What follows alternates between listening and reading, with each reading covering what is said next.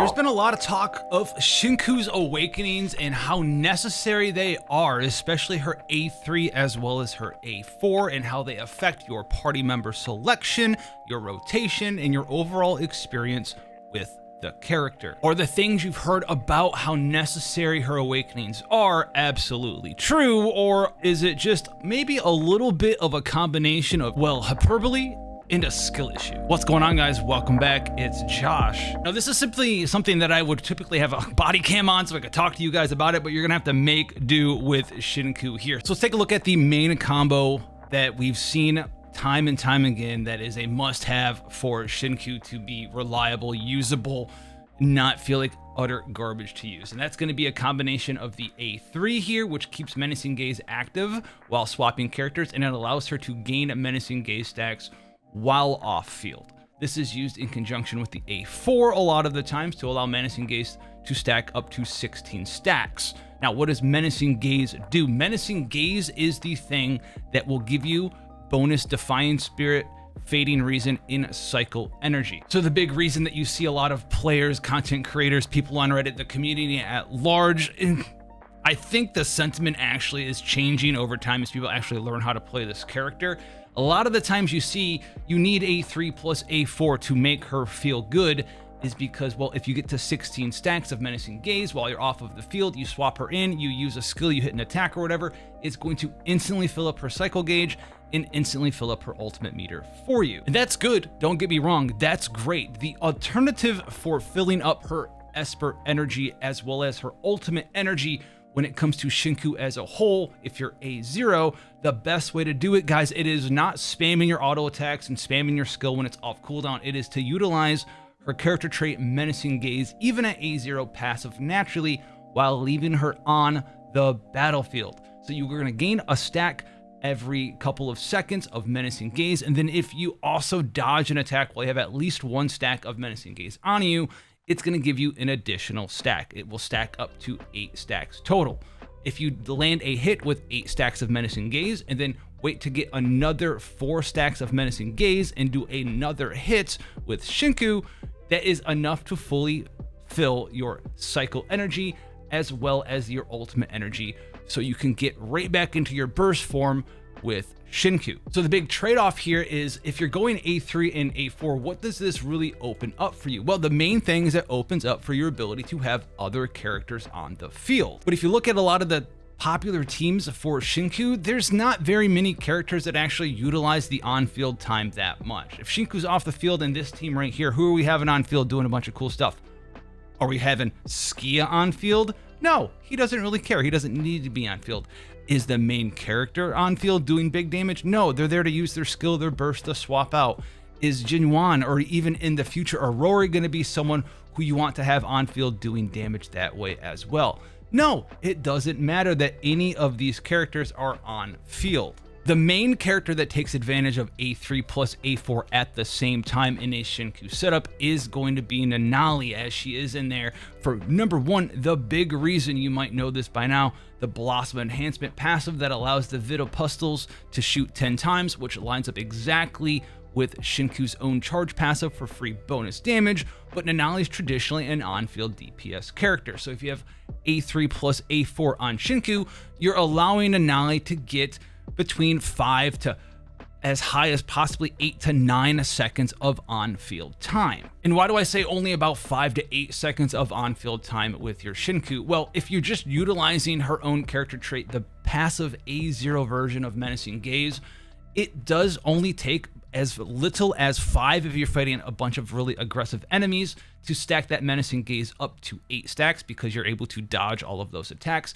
to as long as like 9 to 10 seconds if you're fighting someone who's super passive, they're not attacking you that much, and you just kind of sit there and hang out and passively gain those Menacing Gaze stacks for you. So on average, you're looking at adding 6 to 7 seconds of additional on-field time for another character in your party. And in my opinion, unless you're using specifically Nanali, there's no reason to go for 2 Awakenings for your Jinwan or your MC or your Skia or your Hathor. to be on field doing damage in that manner. And this isn't even talking about, well, considering that you will use all of those 5 to 9, maybe even potentially 10 seconds of bonus on-field time with your other characters such as Nanali, because not every fight is a giant training dummy. A lot of the times monsters have and enemies have HP thresholds where they like to fly around and do giga attacks after you knock them under 50%. 40% HP, which is very easy to do with just one big Shinku rotation. So there's a very good possibility, a high probability that A3 plus A4 for you isn't really adding in that much to your overall gameplay loop. So while they can be very good in a vacuum, a lot of the times I feel like so much of the community is just overblowing and overselling how important A3 and A4 are for your overall gameplay experience with Shinku. If you're using her currently at A0 and you're like, oh, this character feels terrible to play, I'm using her basic attack combo, I'm weaving it in my skills, and it takes me forever to get my ultimate back, it takes me forever to get my cycle energy back, do one thing: stop attacking, don't attack with Shinku, leave her on the field, wait for Menacing Gaze to get to 8 stacks, hit the enemy, wait for it to get to 4 stacks, hit the enemy, you're good to go. Not only are you going to charge your ultimate and your cycle and energy meter much faster, you also don't lose that much damage compared to just spamming your basic attack in your skill. A lot of the times you're actually doing more damage than just simply spamming your basic and skill combo by waiting for the 8 stack Menacing Gaze and the 4 stack Menacing Gaze attacks. With that being said, what are some of her other best awakenings for you? Now, A6, if you're going for dupes, you just want like one extra copy to bump up your damage. Maybe you were thinking about going for A3 and 4, or maybe you have both of them and you also want to consider some other options after watching this video to really amp up your numbers. You're saying, Josh, that kind of makes a lot of sense. I didn't really notice a lot of difference between A3 and A4 being on my Shinku versus it not being there. I feel like I overpulled and now I'm feeling bad. What are some great options for you? A6 is great. It's going to bump up the Scarlet Descent, Crimson Judgment, and Dragon Flame Verdict damage by 30%. And on top of that, Scarlet Descent and Crimson Judgment will pull in targets for you. So if you want just a big damage boost with a little bit of AoE crowd control, right? A lot of the time Shinku likes to knock enemies away for fighting multiple enemies. This is going to solve both of those things for you. It's going to be a huge damage buff for some of the best and hardest hitting parts of your kit.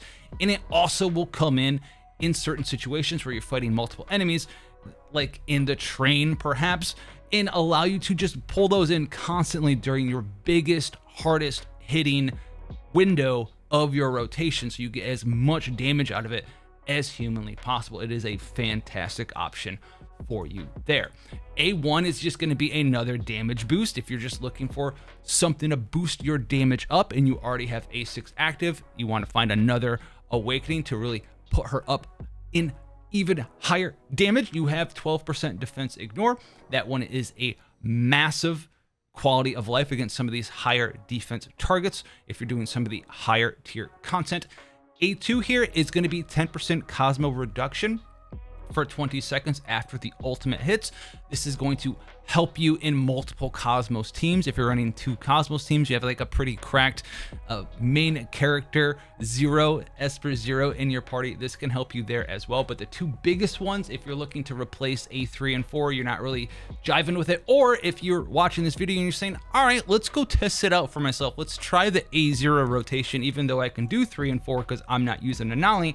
Swap to 6 and 1 and just watch your damage go up and your rotation not really change that much. You're trading 5, 6, maybe like we said, 8 seconds of downtime just dodging around to get those stacks like you would at A0, and then just do a tremendous amount of bonus damage on your actual burst rotation. If you want to turn your brain off as well, A5 is very nice. It's going to give you boosted defense, but most importantly, an additional 50% resistance to interruption during Surgeon Crimson, which also has 50% resistance to interruption based in it as well. So you won't be able to be interrupted during your big combo. And on top of that, you can turn your brain off because it's going to give you a pretty decent heal after Scarlet Descent is used. So if you are using Nanali, some of the best awakening combos, if you have 3 potentially for you, you can do the A3, A4, and then pop in the A6 as well. If you're not using A6 and you're learning her actual rotation,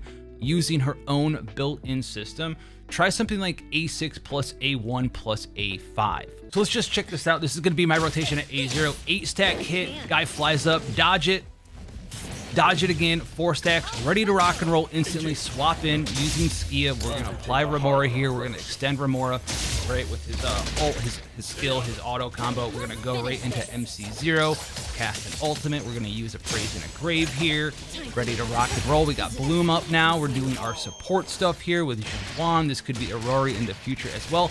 And we're good to go. We swap back into Shinku and we're ulting already. So we only saved like maybe like 2 seconds on our opener, and we're not A3 or A4. This is just the A0 rotation. I am just A6 here, so we're gonna do a bunch of damage. Popping on this level 90 floor 12 train of Morphix here, doing big damage, and then here's where we come in versus A0 rotation versus A3. So dodge, got a stack, dodge, up to 3 stacks, 4 stacks, hit him. All right, we could be doing damage with a nollie. Oh, he teleported away. All right, dodge it. I wouldn't be doing damage with anyone else anyway. 8 stacks, boom, and I'm ready to rock and roll back into the rotation instantaneously. Do I need 2 copies of the character to activate A3 and A4 just so I can have her off field and do what? What would I be doing? What would I be using? Like what? Even if I had an Anali in the team, the dude flew away 1,000 miles away. I triggered his AI to just kind of do something else. And on top of that, even if he didn't fly away, I could have A6 and A1 to do more damage. So it doesn't really affect your rotation that much if you're making sure that you play the character a little more correctly. Use her Divine Fighting Spirit, whatever it's called, passive. Hit the 8 stacks, hit them. Hit the 4 stacks, hit them. And you're ready to rock and roll. You're absolutely ready to rock and roll.